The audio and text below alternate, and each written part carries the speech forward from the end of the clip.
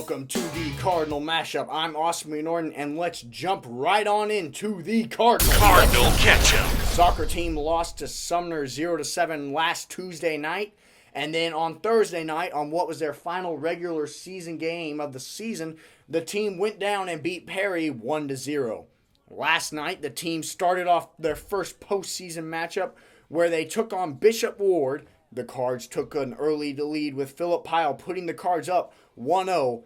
Overall, however, the team lost 2-1 in overtime, ending what was a very impressive improvement season for this Cardinals team, finishing with a 3-12-2 record.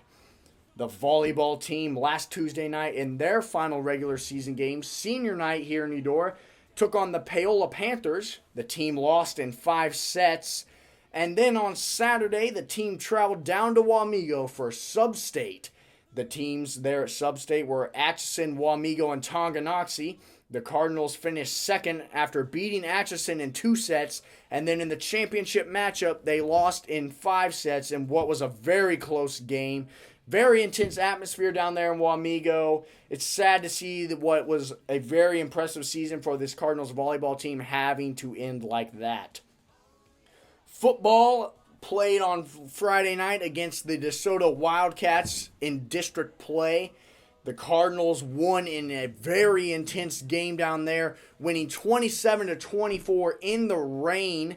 Very impressive game down there, and essentially that makes the Cardinals district champions. So they will continue on into the playoffs. We'll see where that takes us, and that wraps it up this week for the Cardinal Catch-Up. Now it's time for our Sports feature. This week we are featuring the Eudora High School cross-country team, and I am here with Jack Gertzman. How are you doing, sir? I'm doing really well. Yourself? Very well. So, what went down this weekend on Saturday? Well, we ran regionals. Our team did really well. Ran probably the best race of all season, but we were just 2 points shy of making it to state as a team. I made it as an individual. I qualified, and it was bittersweet, being the only one that qualified when we were so close as qualifying as a team together. The girls' team ran fairly well, but they ended up with 6th overall, I believe. But yeah. So explain to me how the whole making it as an individual works, and then making it as a team works. How does that work out? Well, they take the top 3 teams with the lowest scores. But the top 10 individuals are guaranteed to go to state, and the top 5 individuals that are not on a qualifying team can also make it to state. So if there's already 3 people that are individuals in the top 10 that aren't on a team, they go along with the people in the top 10 that are on a team. But let's say 2 people finish that are not in the top 10, but they're also not on a qualifying team, they would also go. All right. So then that's the same thing for the girls, too? It works just like that? Mm-hmm. So when is state? State is this Saturday. I run at 1:45. It's at Wamego. Oh, so you've had some practice there already this season. That was our second race of the season. So you like that course layout? You think you'll do all right there? I do. I really love that course. I've ran it really well. I've been picturing it in my head since the beginning of the season, even since last year. It's a good place to PR, and it's a good place to have state every year. So overall, as a whole, how do you think the cross-country team did this season? It was amazing. We had a negative curve almost every meet. It was just PR after PR for all of us, and we really improved.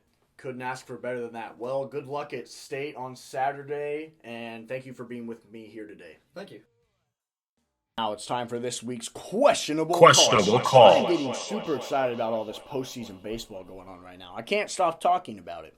Last Friday night was Game 6 of the ALCS with the Kansas City Royals and the Toronto Blue Jays live from Kauffman Stadium. The Royals took an early lead with Ben Zobrist hitting a solo shot in the first inning, putting the boys in blue up 1-0. Then in the second inning, Mike Moustakas hit a solo home run in the second inning to put them up 2-0. Now, this is the call I'm questioning, surprisingly. So, it was ruled a home run. Then the umpire crew called it, had to review the play after a fan appeared to reach over the wall and catch it, making it a home run. Now, we all know here that I'm a Royals fan, but I honestly have to admit, to me, after watching the play over and over, and if you guys get a chance to, I hope you guys go and do the same thing.